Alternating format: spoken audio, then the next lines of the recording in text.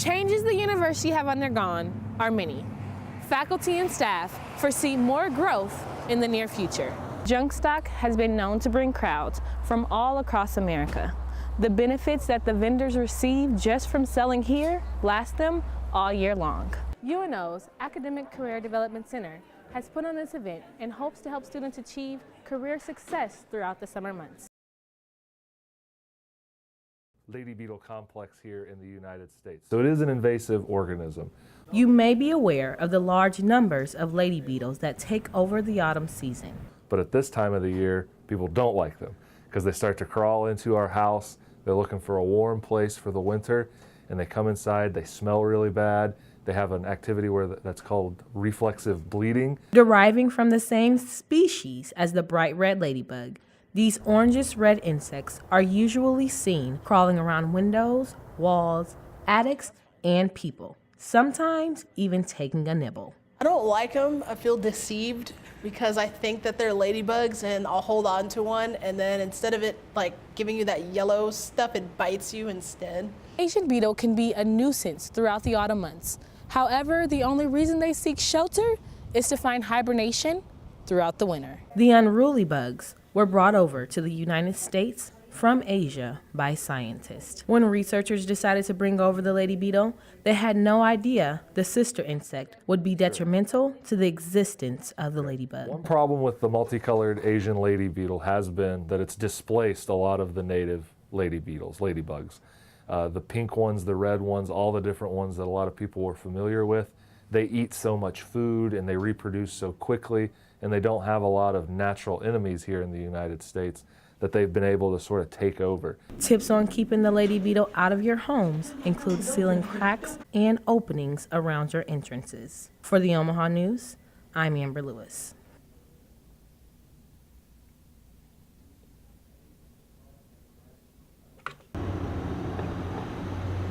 So safety and security is one of our biggest concerns here. You can never be too prepared when disaster strikes. RAs that go on rounds 2 to 3 times a day. And the main purpose of the rounds is really to walk the entire property and check for any safety concerns. UNO is making it their priority not to revisit the fire like the one that tore through the dorms of Scott Village last February.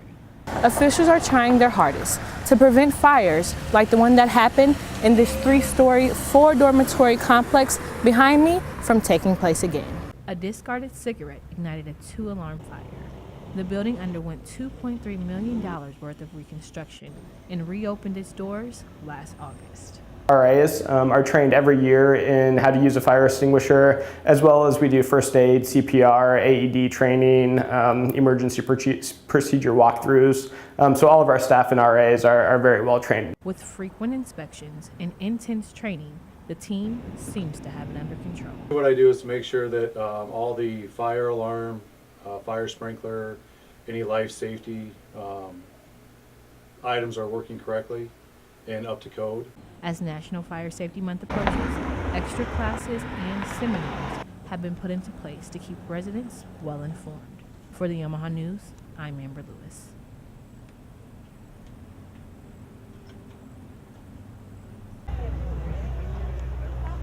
A free food truck, I think, in Omaha is here today. We have 19 food trucks down there. Beginning as just a hesitant gesture, the ladies behind Junk Stock would have never imagined that it would be what it is today. I remember when I first pulled in, I was just shocked at the amount of people who were here. With zero advertising money, we just word of mouth, and thanks to the media sharing the story, we have grown bigger and bigger every single event.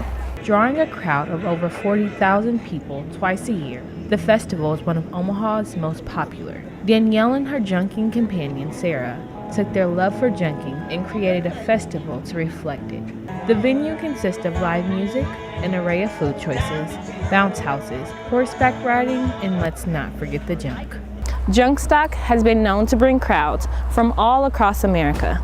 The benefits that the vendors receive just from selling here last them all year long.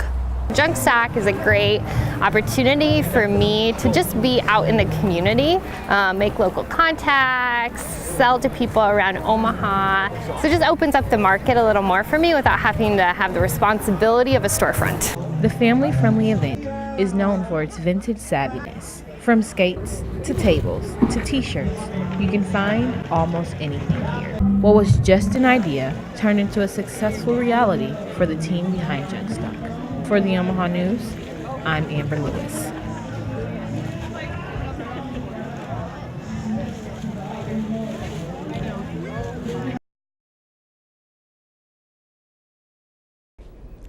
Exclusive tonight. When the temperatures reach freezing and that white stuff hits the ground, most of us hide indoors. However, there are some here in the metro who don't have that luxury. I'm Amber Lewis. Operation Others held an annual 5K run and used profits to feed more than 1,500 families in December. Consisting of mostly Omaha Catholic students, boxes they put together will consist of items such as turkey, milk, fruits, vegetables, and more. They will deliver these boxes to families in need on December 19th. The Platte County Sheriff's Office is searching for the suspect who vandalized a cemetery near Platte Center, Nebraska. Deputies say fencing, gates, and a monument were spray painted at St. Joseph's Cemetery on November 29th. Damage to the property has been estimated at about $500. A vehicle was seen leaving the area around 2:50 that morning. Anyone with information should contact the Platte County Sheriff's Office. Everyday people of all ages are exposed to thousands of mass media messages, and for the youngest among us, comprehending their intentions may prove challenging without the proper education. Michael Halula has a story on a group of UNO students doing their part to help America's children become more media savvy.